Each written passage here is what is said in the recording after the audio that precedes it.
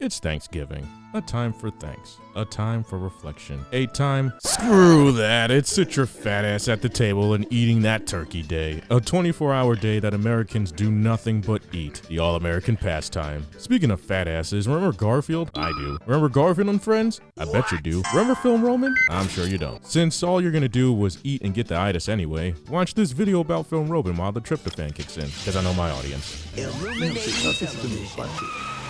And it's amazing how some just stand out. Philip Roman was born in Fresno, California on December 21st, 1930, in a family of Mexican migrant farm workers. He would learn English during his time in kindergarten. His family later moved from Fresno to Hollywood, where he would then grow up and receive a scholarship to go to Hollywood Art Center School. After his time there, would start his career in 1955, where he would work at Chuck Jones and Sib Tower 12 Studio. He would later be an assistant animator for Disney and create the animation for Sleeping Beauty. Later on, he would then become the head animator for How the Grinch Stole Christmas in 1966. Fast forward to 1970 would lead up to him doing the Charlie Brown specials for the Peanuts franchise, which would lead him to do more comic strip based characters such as the fat orange tabby cat. Well, he's a fat cat, a cool cat, nobody's cool cat, but look out, cause here comes Garfield. After the success of the comic strip written by Jim Davis during the 1980s, CBS would commission Garfield to become a cartoon to better expand the brand and audience. The first Garfield cartoon was voiced by Scott Beach in a show called The Fantastic Funnies. By 1982, Garfield would then get 1-hour specials made and directed by Phil Roman. The first made by Phil was Here Comes Garfield, voiced by Lorenzo Music, but was outright picked by Jim Davis as he was auditioning for the role of Garfield and acting as if he was a cat. Garfield specials range from vacation adventures, holidays, and comic strip-based storylines. 12 would be made, with the last being Garfield Gets a Life in 1991, while 1988 would be the turning point for Garfield.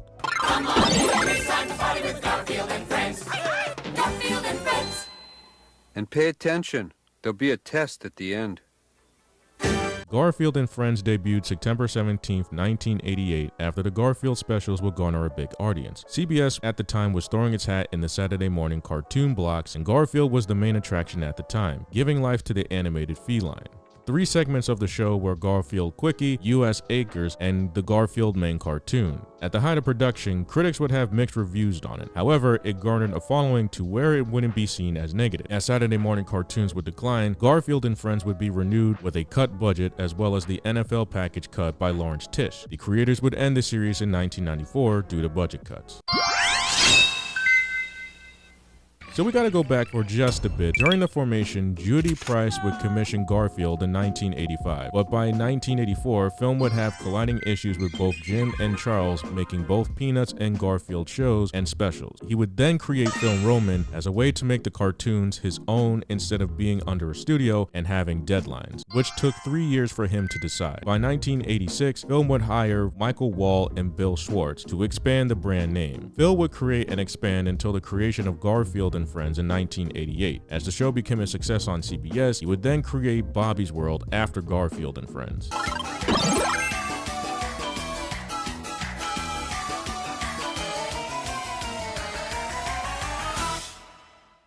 Howie Mandel was born in Toronto, Canada, to a family of Polish Roman Jews. Growing up, he would cause a lot of chaos as he was expelled from the William Lyon Mackenzie Institute after impersonating a school official to build another addition to the school. He would then work as a carpet salesman while doing stand-up at Yuk Yuk. He would be the main act for the club and would be described as, quote, chaotic and borderline psychotic. As he was a hit in Toronto, he would go to the United States to LA and perform for the Comedy Store. He would then become an instant classic and be booked on the David Letterman Show. After his ascension, would do movies such as Gas and be the first VJ on the Nickelodeon music series Pop Clips. Later on would consider making a show, but made it by accident, making what would be Bobby's voice by choking on a piece of cake. Jim Stahl and Jim Fisher would then pitch this to Fox, which at the time did not think that any of his stand-up routines were kid-friendly at all. However, would use stories from their childhoods to better relate to kids. The creators would base the family members off real family members to make the show come alive. The show was released on September 8, 1990.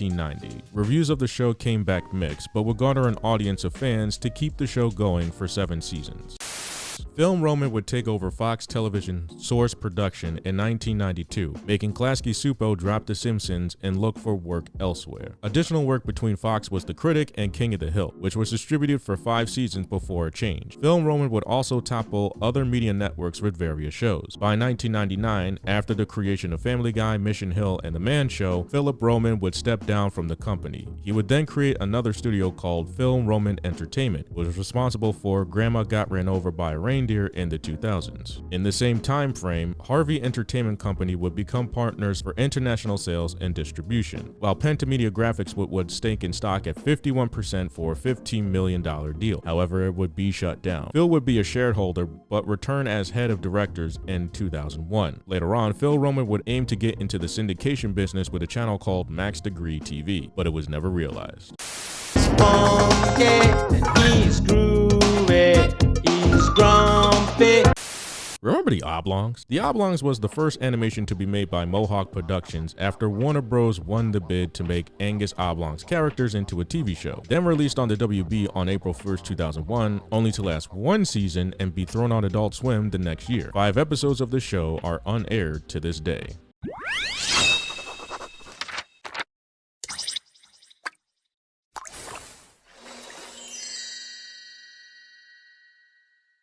By May of 2003, IDT Communications, yes, the phone communication company in New Jersey, would buy Film Roman as it was planned out in 2002. IDT wanted to move into entertainment, so acquiring Film Roman was their first line of business, and was the first studio they purchased and then renamed as DPS Film Roman and then to IDT Entertainment, which would be a good time to get into X-Men Evolution because most of you said for me to talk about it.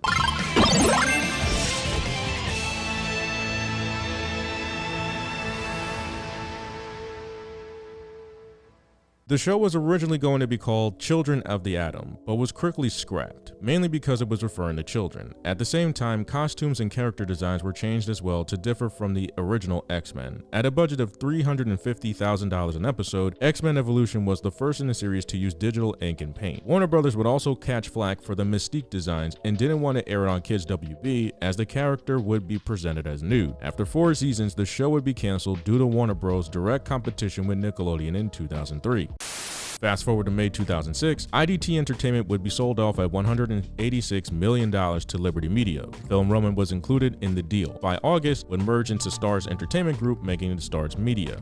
Alright, I'll talk about Wubsy.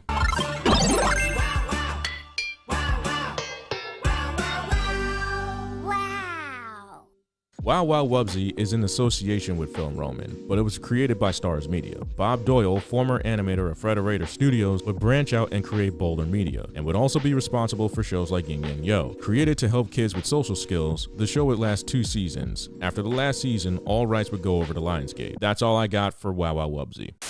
Film Roman would have a few good more years and different shows under its belt. By 2015, Steve Waterman would take Film Roman from Starz and would fold under Waterman Entertainment. Fast forward a year later, Waterman and his company would fail to give business, tax documents, and statement of information over to the state of California, while at the same time do business with Mexico under Film Roman Baja. But it would be too late to save the company, as Waterman would shut down his company. In 2017, Film Roman was forfeited to the state of California for tax evasion, while 2018 would terminate Film Roman altogether. Film Roman was in its time one of the biggest yet hidden gems in the industry. The biggest problem was the time itself. Because Film Roman was known for Garfield and comic book to TV show syndications, it would have a rocky start up. However, it would take on various live action, animation, and movies to keep it going. Another problem was when Film Roman left the company. Because of his step down, nobody else seemed to care about the fate of the company, only for it to be surrendered due to tax evasion. As time progressed, it wouldn't be known for anything else other than what it latched on to, which in this case would be Starz and Lionsgate. Film Roman was good for a short amount of time, but as time progressed, Phil would be the deciding factor on how it would pan out. He's still around at the age of 93, but his company, in the grave, a distant memory.